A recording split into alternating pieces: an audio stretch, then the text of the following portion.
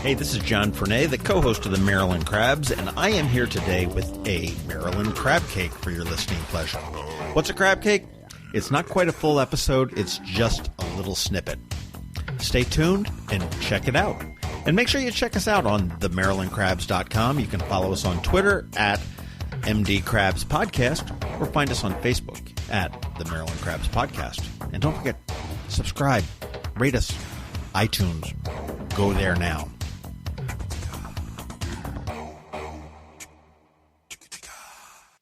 Joining us today on the phone is Sarah Ryan, and she is with SECU, which is the State Employees Credit Union.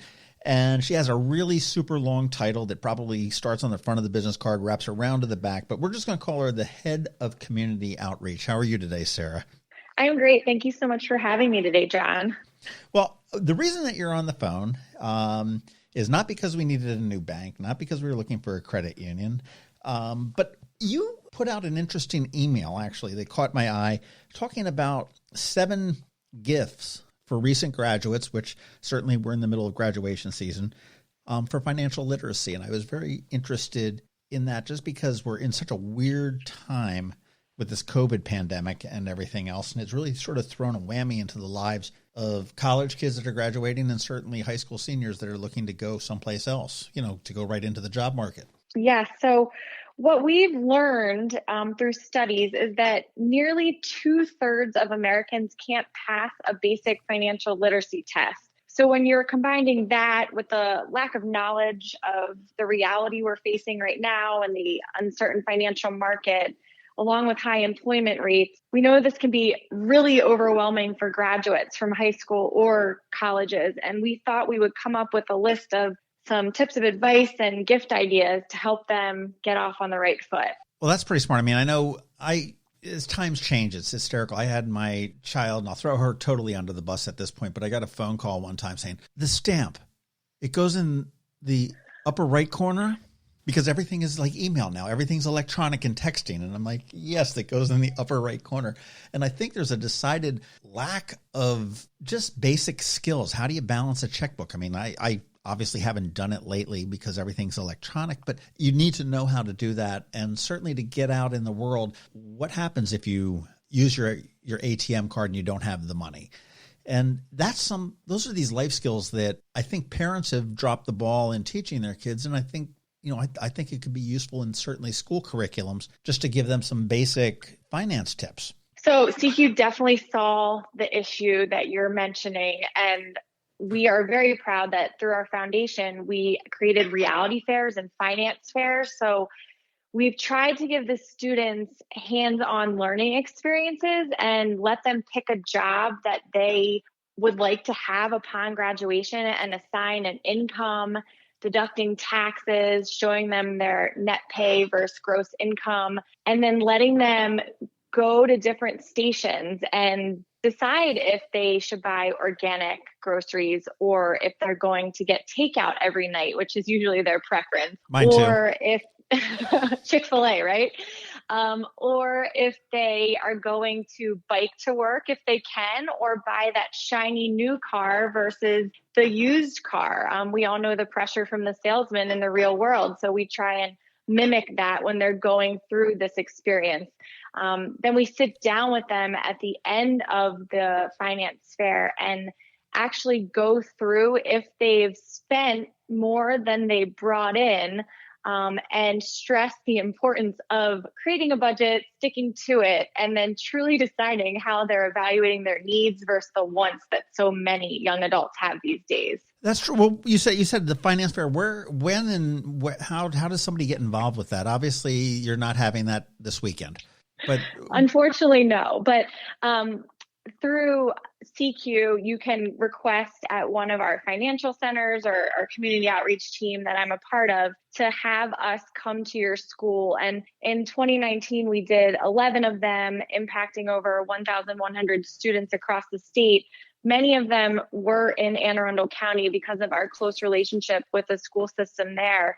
But you really have to have a school that's passionate about financial literacy and then a teacher that is incorporating it into their curriculum to really want these students to cross the graduation stage being prepared to make real world decisions. Well, they really do need to. And, another real life thing, when my son graduated college and he got a job, and he was living in a, for lack of a better word, just a really crappy apartment. Just, I think he was just inside the Baltimore city lines, and it was not in a great neighborhood. It wasn't a horrible neighborhood, but it wasn't a great neighborhood. But the rent was right for a college kid that was working part-time. And, my advice to him was not to buy the BMW, because his first job actually was very well paying.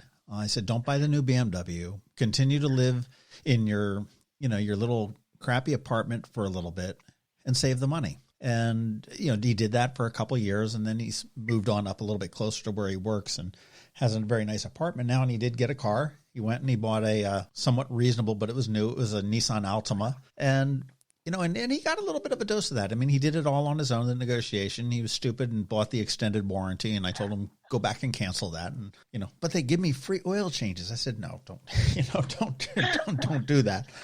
Right. But, so, and again, this is stuff that I would have thought would have been, I don't know, instructed. So I think this is a great program that you can bring out to the schools to give these kids an idea of what real life may be about. Yeah, it sounds like you gave your son some great guidance. And I think we also see that there are some parents who are reluctant to talk to their kids about money, maybe because they're not comfortable themselves, or they're avoiding the conversation altogether because it can be a detriment to their kids if they don't give the right advice. So making money that taboo issue can often lead to poor financial choices down the road. And teaching your children about money is just so important from the early ages. We all know that children mimic their parents or their peers, and the studies are saying that by the time they're 7 years old, they have formed some money habits by watching you swipe your credit card, when you go out to dinner or the grocery store, or arguing with a spouse about money. So healthy habits and examples are more important to be addressed so that they follow it when they get older.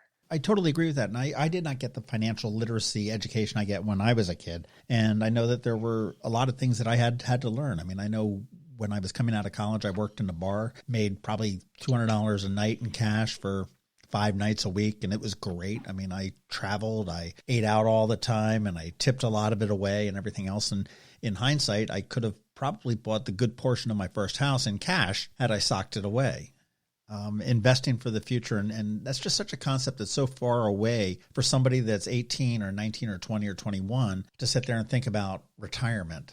The neat thing about it is that you can do it with so little, and just, obviously there's probably some commercial or phrase with the compounding of interest and everything else, but you can turn around and take a $20 a week deduction out of a paycheck. And after, 30 years, that's significant. Yeah. And that's a really good point to start right from the beginning when they get their first job. It's money that you can choose to set aside without even realizing it's gone. Because if you tell yourself you'll do it in a year after you buy that shiny car or get that new condo you really wanted to live in rather than your parents' basement, you're probably going to forget to go back to your retirement plan or make that auto deduction. So at SECU, we really try and sit down with our members or anyone that reaches out to us and explain the importance of really starting at a young age from the first time you're getting that job.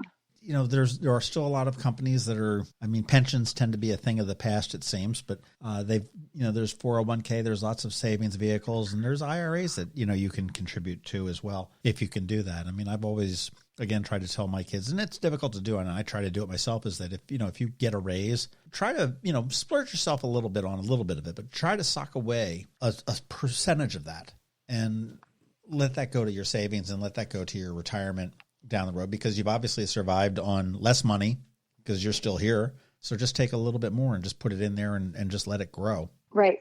Specifically, you guys were talking about 7 gift ideas, and this is a perfect time because we've got everybody that I would say is graduating, but they would be graduating. So they're probably all sitting in front of a television watching some pre-recorded speeches and congratulations and music. It is graduation. It is a big, huge time for the class of 2020, and whether that's for high school or college, to get out into the world and, to give them a gift of financial literacy. You said there were 7 gift ideas. So, what are we talking about? Yeah. So one of the first things that I would mention that's pretty easy to do is to find a helpful finance book that offers basic personal finance knowledge. And on the inside cover of it, write a personalized note. So they can always look back to this book and remember the momentous and joyous occasion of their graduation, and that you were someone who gave them some sound advice. So we do have some top reading recommendations, and I'm happy to list them off. But the first one is Aaron Lowry's Broke Millennial. Then we have Susan Knox's Financial Basics, a Money Management Guide for Students. And then 2 others I'd mention are Money Rules, The Simple Path to Lifelong Security by Jean Schatzi's, and Carrie Siegel's Why Didn't They Teach Me This in School? So we have read those ourselves, and we think those are great books to just take the time, write a personal note, hand it to the graduate, and once again, give them knowledge to start making those right financial decisions. Makes all the sense in the world. I wish as I said, as I was young, I wish I had that information. How, stupid stuff. How to invest? What is a stock? How is that money? Yeah. And they might not have learned it in the classroom. So this is something that they truly need. Fantastic. Well, what else is on your list? So something else I would tell you is to help jumpstart a recent graduate emergency fund. So they are not always tempted to dip into their emergency savings or swipe their credit cards. If you can give them some type of savings vestibule to put aside, we are now in this moment, the importance of emergency savings. We say it so much, save the money for a rainy day, but we are in that time right now where emergency fund is a great gift to start them off with. How much would you say the conventional wisdom now is 6 months worth of living expenses, and that's probably a real reach for most new graduates. It's probably a real reach for most people, period, to have, okay, I can do nothing for 6 months and survive. What do you suggest? Obviously it's based on what you can afford, but what would you suggest? What would a good number be for a student that's graduating into the workforce today to try to have a goal for them to have for 6 months? So you always want to have in your savings 3 months worth of living expenses. So when something like a pandemic hits, or you're furloughed or become unemployed, that you can cover your basic needs for 90 days. So that might not be something that you can actually gift the graduate, but if you can contribute towards it, that is something that they should always remember and be thankful for. And by your basic needs, you're talking about your rent, your utilities, and your food. Yes. And transportation, I guess, if you need to get to work or to wherever you need to be there. It's those needs versus wants. So feeding yourself, having a roof over your head, and being able to get yourself around to your job. So sushi at that new place is not on that list? No, even though it would be at the top of my ones. So obviously your list is a little bit different than others, so that's okay. Yeah. That makes all the sense in the world there for everybody. But anything else that we've got? One of the other things is designating a cash gift that could be used to create a retirement account. So we talked a little bit earlier about, when you get your paycheck, putting money into your retirement account. But if you actually give them a cash gift that could be used to create that account, thanks to compound interest, this is the type of gift that will continue to grow well into their future. So it's definitely something to consider if you have the means to give that to a graduate. Anything that you cannot actually access until the time it's needed is something that is very safe to do, so that that graduate doesn't think, oh, that money's there and I'm just going to go grab it to go get a nice dinner out or go on a spring break trip. Something that has a specific date or time frame that they can't access it until is very important. Right. Well, again, another thing too is that, to quote the Shining movie, but all work and no play makes Jack a dull boy. And I've said to my kids, I said, when you got that raise, okay, now that you're making the big bucks, you're in the workforce and everything else. When you go out to dinner, get a good bottle of wine. Order a nice steak or whatever it may be, but don't be reckless with it. I mean, I've gone to several steakhouses. There's one in Boston where I sat down by myself, literally missed a bus going to an event, and he set the check down at the end, and it was like $140 just for me, and that was only like with one drink. And I was like, oh my gosh, I could never eat here more than once. But it was great. I mean, I didn't feel ripped off. But it's important to splurge on yourself too, to a degree, as long as you can do it responsibly. Yeah, I think we all work hard enough for our money. And as much as we're telling ourselves right now in the day that we're living to take care of yourselves as well as take care of others, it's the same thing with treating yourself. If you have the means to do so and you are working hard, it's okay to give yourself a pat on the back and, buy something on your wants list or treat yourself to something nice. So I would absolutely 100% agree that as long as you have that budget in place, you're sticking to it, and you know that you have a little bit of cushion to do something like that, go for it. Yeah, no, and another thing that I've always try to tell my kids too is you've got birthdays to spend money for, you've got Christmas, you've got gifts for your friends, and your friend's going to get married or whatever may happen down the road. If you can budget that a little bit, throughout the year, whether it's, maybe it'd be holiday gifts that you turn around and just say, okay, fine, I'm going to take, a couple bucks a week and throw it into a tin can or into a separate bank account or something like that. I've got a friend of mine who does that too. He takes all of this change from whatever he buys.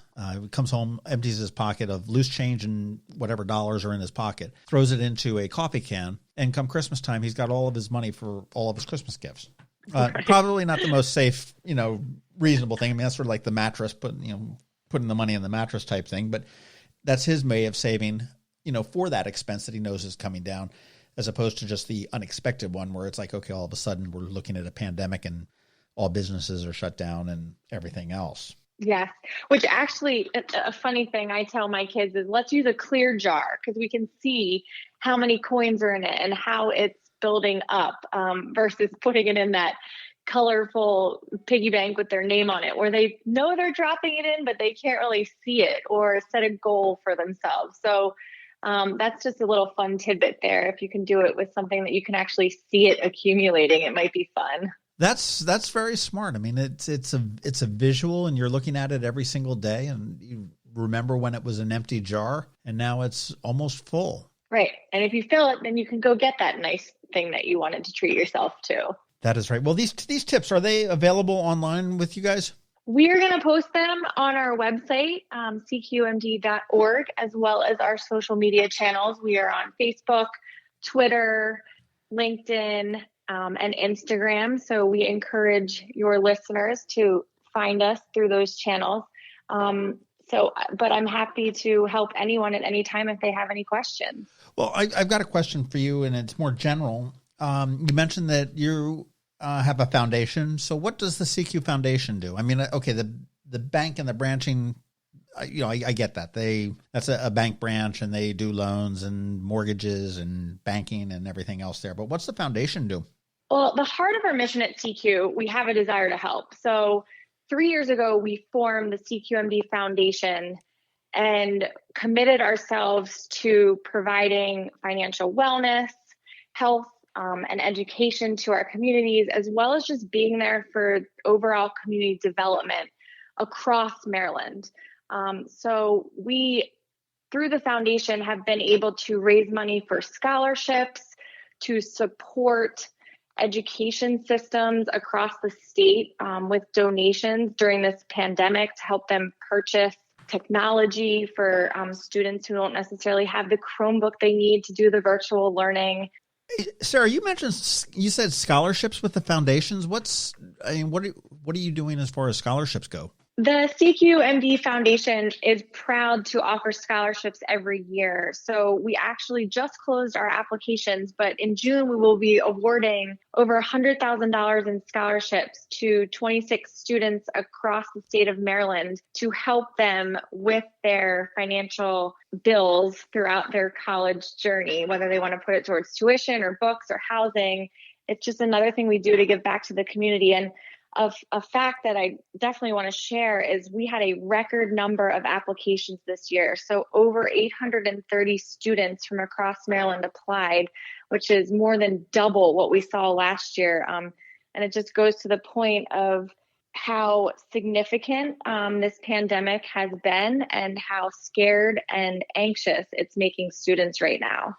Well, college is not cheap any way you look at it, says the guy that just had 3 kids with the youngest just graduating last year. And it's a burden for parents. It's a burden for students. So that's fantastic to be able to put out that kind of money into a scholarship fund. Now, are they available strictly to any school that they're going to, or is it strictly Maryland schools? Our scholarships are open to SECU members, regardless of the institution that they are attending. So they do not have to be going to an in-state college, university, community college, trade school. It can be anywhere in the United States that they are attending school, they can win a scholarship for. Wow. Good on you guys. Good on you guys. We are also making sure that we support our partners across Maryland with donations through Giving Tuesday Now, and nonprofits that are really out there supporting the community. We have given over $40,000 in grants to them. The last thing I can tell you that we're doing right now is we provided member grants. So every little bit helps. And we knew that our members were troubled during this time. So we challenged each of our members who were able to do so to donate $1. And then SECU did some match campaigns. The testimonials we've seen coming in and the impact that we truly feel the foundation is having across Maryland, it's so fulfilling to know that we are out there helping to make a change and, like I said, put the heart back in banking and fulfill our mission of being there for Marylanders. Wow, $500. That's amazing. Yeah. I used to get like a toaster, way back when. But you talk about members, and you need to be a member. I guess most banks call them customers. But what is the membership requirement to be able to work with SECU? So SECU was founded as the State Employees Credit Union. And I'm glad you asked this because over the years, we have expanded our membership. So we work with over 2,000 bank at work partners, which essentially are companies across Maryland doing financial education presentations and becoming part of their onboarding process to teach them about the importance of saving when they do get that paycheck. So anyone who works for one of those companies across Maryland can then become eligible. If you have taken a single class at a University System of Maryland school or graduated from one of the institutions in the System of Maryland, you can become a member. We also have friends and family as a channel you can join through, or a donation to the CQMD Foundation allows you to become a member because we want to help as many Marylanders as possible. So our expansion for our membership field has grown. So does a community college in Maryland count as a state university? I mean, obviously the university system has, Towson, UMD, UMBC, and all, Salisbury, Frostburg, and all that. Do community colleges? They do. So while they're not under that University System of Maryland bucket, we do have relationships with the community colleges across the state. So they are officially what we term bank at work partners, and students, faculty, staff, family members of anyone attending them are eligible to join. That begs my next question is why do I want to do business with a, quote, credit union as opposed to my lovely national, we don't want to do anything for you. I won't name any names because that would be indiscreet bank that sits up at the end of my road? So, this is a really easy one for me to answer. I've been at SECU for over 6.5 years. I've worked at some of the big no names. And what I can tell you is we truly care at SECU. We are here for our members and we want to learn your story. We want to know where you need help and where you excel. And we want to give sound financial advice to make sure that you are prepared for anything that is thrown your way and any financial decisions you will have to make throughout your life. So whether it's buying your first car or saving for college education or building a dream home or figuring out what age you want to retire or can retire, These are things that SECU wants to have that in-depth conversation and recommend the right products and services to help you get there. And beyond the actual member conversations, we are giving so much back to Marylanders. So we are proud to be able to do that and to support so many people, which is why the credit union is really a great place to come for all of your banking needs. We have the same products and services as the big banks. We are known for our member service, and we make all of our decisions here locally. Wow. Okay. So this is not made out in Charlotte, North Carolina, or you guys. I got to say, you also have a big old stadium up there at Towson. Just a little Arena. Stadium called SECU Arena. Yeah. I've been there for 2 graduations and a basketball game, and it's a nice, fairly new arena for you guys, isn't it? I mean, you got naming rights on that, about 3 or 4 years ago? So we are actually in year 7 wow. of our partnership with Towson University, and it just goes to show you our commitment to young adults and being on campus there with them and interacting with the faculty and staff and meeting so many families and students in the SECU Arena as they have, 300 plus events happening there a year. We've gone through this conversation. It seems to me that you are an organization that is willing to get a hold of somebody when they have nothing and need all the education they need, coming right out of high school or right out of college, and can guide them through this financial craziness we call life, all the way through, retirement and beyond, whether it be the purchase of a house or a car. Or, do you get into investing and sort of wealth management type things at SECU as well? SECU plans to have investment services within the coming months. We have been preparing to offer that to our members and be able to go more in depth with their investment needs. And it is currently taking place behind the scenes, and we look forward to launching that. So this is really potentially could be a lifetime relationship that's established at the point of graduation from high school or college to somebody that's provided that they pretty much hang out in Maryland. I don't think living in Alaska, I'm going to be doing too much banking with SECU Maryland, but that's I could be. You could if you want to. Everything's online now, right? Technology's taken us so far. That's absolutely true. Touche there. This is great. And give me one tip. You've got all this background of yourself in banking. Before we got recording, you did say that you had some kids of your own. What is the best piece of advice you're going to give your kid when they walk out that door at age 18 or 22 or 21 or whenever it is, financial advice that mom in the banking industry can give them? I'm going to tell my kids, and I try and stress that focus on what's in your power to change. So making sure that they have a monthly budget, remaining disciplined and following it, and understanding how much money they have coming in versus how much they're spending, because I want them to know the importance of prioritizing and truly evaluating their needs and wants in life. That sounds like a perfect answer. They're young right now, but I hope they take it to heart. It's true. And I'll go back to what I wish I had learned is, credit usage. Back in the days, a Sears card was the most profitable line of product that Sears sold. And I mean, you could buy $18 million worth of stuff and you have a $12 a month payment. And it was just, unfortunately at one point I got way overwhelmed in credit card debt, and it was tough to get out. I mean, to turn around and rebuild your credit. And it's very important to effectively manage your money. And I think this is a great advice to anybody that's getting started. Thank you. Well, I'll tell you what, Sarah Ryan from SECU Maryland, the head of community outreach, because I don't remember the big, huge, long name that starts on the front of your business card and wraps around to the back. Thank you very much for your time this morning. Thank you for the gift ideas, and they're great. I mean, they make a lot of sense to, a finance book to help jumpstart, a fund, and really get the kids on the right track to financial literacy. Thank you so much for having me on today. We are truly committed, so we're happy to help answer any questions once people listen to this. And you can find out all sorts of information about what SECU offers, about the programs for savings or investments coming down the line or anything else at secumd.org, and that's secumd.org. Sarah Ryan, thank you very much. Thank you so much. This has been the Maryland Crabs podcast with Tim Hamilton and John Fernay. Sure to follow them at all the regular places, Facebook, Twitter, YouTube, and online at themarylandcrabs.com.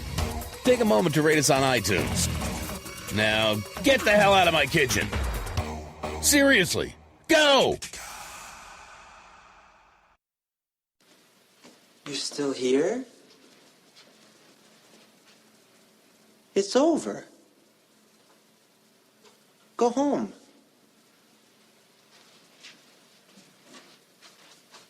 Go.